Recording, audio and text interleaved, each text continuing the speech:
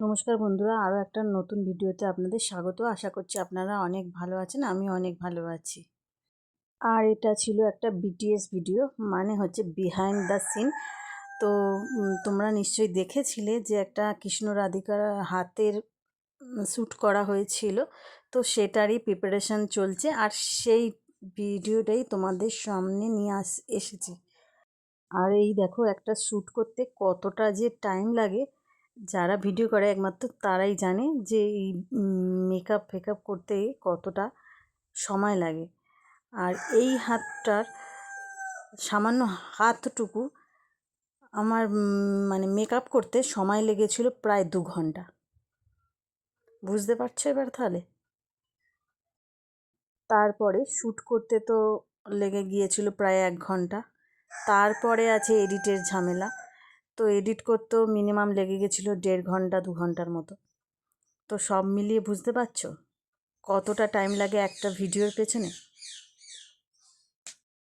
তার উপর আবার বৃষ্টিও হচ্ছিল, আর ছাদে করছিলাম, তো খুবই প্রবলেমও হচ্ছিল। তো যাই হোক, মোটামুটি কমপ্লিট করা গেছে আর ভালোভাবেই শ্যুট করা হয়েছিল।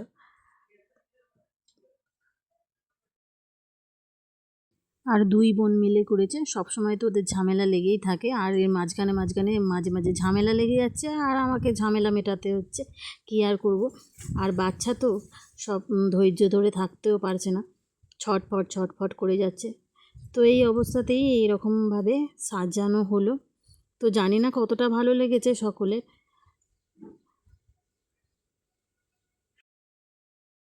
কৃষ্ণের হাতে তো সামান্য একটা জুয়েলারি লাগবে না, তো সামান্য একটা মালাতেই হয়ে যাবে।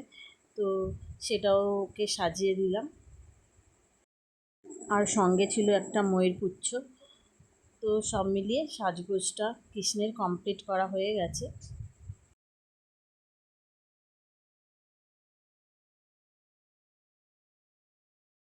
আর এই তো রাধার হাতে যেসব জুয়েলারিগুলো লাগবে, তো সেইগুলো পরানো হয়ে গেছে।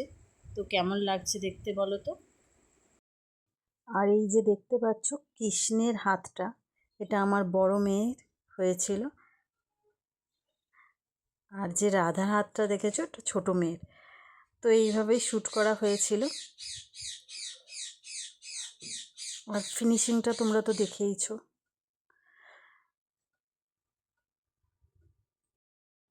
আর এই তো সেই ফাইনাল লুকটা। আর কেমন সাজানো হয়েছে আর কেমন লাগলো ভিডিওটা জানাতে কিন্তু ভুলো না।